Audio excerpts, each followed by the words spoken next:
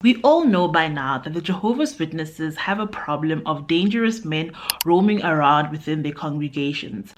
I have listed down 5 qualities that I have noticed that I deem as dangerous men. These are just things that I have noticed. Do list down what you deem as a dangerous man or woman. Firstly, we have the narcissistic elder. This elder is super controlling and wants to manage the congregation the same way he would manage his household, because he kind of sees the congregation as an extension of his household. Most of the time, these are the elders who are trying to be I forgot what it's called, but it's the elder that oversees all of the other elders. You do see the narcissistic elder always pushing for this position. This is the elder who wants to control the congregation and tell members what to do, what not to do. They sometimes even make up their own rules that are not even part of the Jehovah's Witness community. And the Jehovah's Witness community has a lot of rules, but these elders will add on even to that. I remember in our congregation, we had an elder like that who's still an elder, and this man was super controlling. I remember when social media was becoming big, he would always talk negatively about social media. Now, this was warranted because at first people didn't really understand social media. Until this day, social media is still very dangerous. However, he did not understand it, and I caught him on Facebook wishing women a happy birthday. Like, he was asking this woman, how was your birthday? How's it going? Was it fun? And I'm just like, this man is an elder who's married with children. Why is he not even inboxing, writing on, on Facebook, when you write on someone's wall, you can see it. So he was writing on other people's walls, and I could see it. We could see it. I even remember taking a screenshot and showing my mother. And of course, like a good JW mother, she just said, leave it to God. God will handle this. His talk could be about anything, like literally anything, but somehow he would always push it to talk about young people, to talk about what young people are doing wrong. It was clear to see that this man was sometimes using the platform to come at people. He would talk about someone within his talk, and you can actually piece together who he was actually talking about. And this, in my opinion, is the narcissistic elder, the elder who is trying to always shame people, trying to always belittle people. And even in his own household, you can see that there is always drama. His children doesn't like him, or his wife doesn't like him. And for me, that elder is super, super dangerous, because they will always use their power to exploit people, and the things that they preach are most likely not the things that they use or adhere to in their own lives. Secondly, it's the elder who tells his wife everything. Every congregation has someone who is like a gossiper, especially someone who's married to an elder, because she knows everyone's business because the husband is telling her. This husband will share why people are getting disfellowshipped. He will share other families' businesses, because the Jehovah's Witness religion encourages you to always share your problems with the elders. So for example, if you have marital problems, you tell the elders and they will try to help you and your husband or your wife. We had a woman like this in our congregation, and oh my gosh, I don't want to talk too much because you people have found my YouTube page, guys. I can't even tell you the gossip anymore, but should I? This elder, in my opinion, is also very dangerous, because this is the elder who will share personal information with his wife, and then his wife, who is known as the gossiper, will go and share it with other people within the congregation during field service. She will even tell people in other congregations, like not specifically in your congregation, but other people in other congregations. She will tell them your business. And this is dangerous because in the Jehovah's Witness community, like, gossiping is such a big deal. This is a religion that thrives off of guilting people and shaming people. So in the normal world, when someone gossips about you, you don't care. Like, of course it's hurtful, but you'll move on. In the Jehovah's Witness community, it's very difficult to move on because you will be shamed for it. It will really stick, and it can cause so many issues, like mental health issues, where people don't even feel like going to meetings anymore. They'll become depressed because people are always gossiping and always talking about them. And it's always a spineless man. It's always a spineless man who has a woman who controls him. A woman who will basically know what buttons to press to decipher information out of this man, because elders are not supposed to share any of the information that they have about the congregation.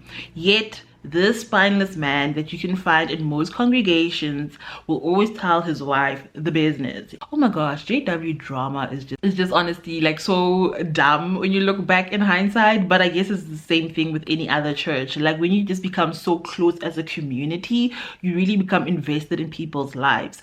And that's why I say an elder who shares all of the news or the information about the congregation with his wife is very dangerous, because that can be very, very destructive to someone's life, reputation, how they're perceived within the JW community.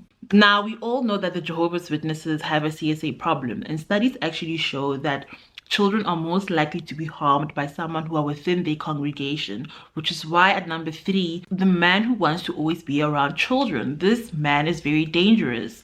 The Jehovah's Witnesses have a child abuse problem. We all know this.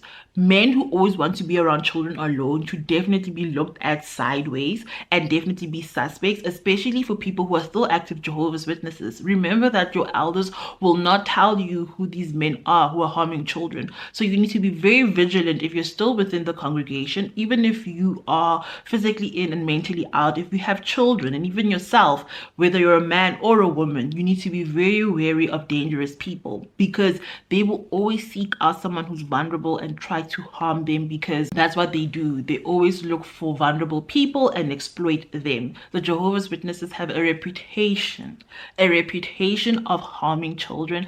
It is rampant, it is huge, it is scandalous, it is massive, and they're trying by all means to hide this. But as we're seeing, as things constantly unfold and more people are coming forward, we are now all seeing that this is very huge and a very big problem. So I say that this man is probably the most dangerous, so look out for him if you're still within the JW congregation or community. And I also always alarm people that don't invite Jehovah's Witnesses into your home. Like, just don't. Especially if you have children, especially if you're a woman, just don't. Don't invite them into your home, because if they come the first time around and you guys have a nice conversation and they're going to come back again, they change people. So yes, the first time around might be 2 women coming, but the next time it might be a woman and a man. And that man who is always on the lookout for victims might try to find a way to victimize you. So I always urge people to not invite Jehovah's Witnesses into their homes. I know it's not nice to hear, but it's for your own protection. Then we have the JW man who's hungry for power. This man will do anything to become an elder, or the elder who oversees all of the other elders, similarly to the Narcissistic Elder. Like, this man who's power hungry is very dangerous. He will do anything to get a taste of power, and if he doesn't get a taste of power, he becomes a problem. This is the man who's probably going to be at the center of conflicts in the congregation. He's the one who's going to start physical fights. He's the one who's probably going to be doing shady things, especially if he's looking for power and still not able to attain it. Like, that man for me is also very, very dangerous. I feel like I'm not explaining it properly because I've just been so out for a long time, but I still remember, like, there was always just a man who was hungry for power, and when they don't get that power, they become like crazy, like literally crazy people. And I say that's definitely a man you should definitely be careful of, because they are also definitely the abusers who will physically hurt you or harm you if you are in a romantic setting with them, or a romantic relationship and you're alone with them possibly. Like, I think this is probably the man who harms his wife or girlfriend, I don't know. Like, the man who's power hungry within the Jehovah's Witness community, dangerous. He will do anything. And then lastly, we have the womanizer. There's always a womanizer within the JW community, a man who's always on the prowl, on the lookout for young women he can take advantage of. Normally, he doesn't marry them. He will use all of his bachelor days to pursue women, but never really commit. And then way later on in life, he will commit. And always when this man commits, it's always like, I feel like all womanizer men always end up with women who are just like, what?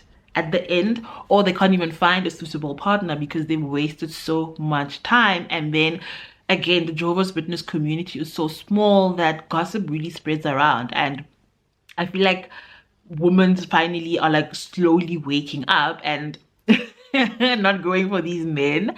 Like, they really struggle to find partners, but they do find partners eventually. There's definitely a congregation where you're not known and you can definitely find someone. And that's why I'm just like, dating a Jehovah's Witness man or marrying one is such a high risk. Like, it's a risk I would never encourage anyone to take. I don't think it's even worth it. These men are very dangerous. Imagine knowing about people who are harming children, people who are physically violent, people who are doing just the most heinous things and not even reporting this to the police. And you want to fall in love with someone like this. I leave this video here and let's really sit and marinate on this and remind ourselves that Jehovah's Witnesses men are very dangerous. Thank you. Bye.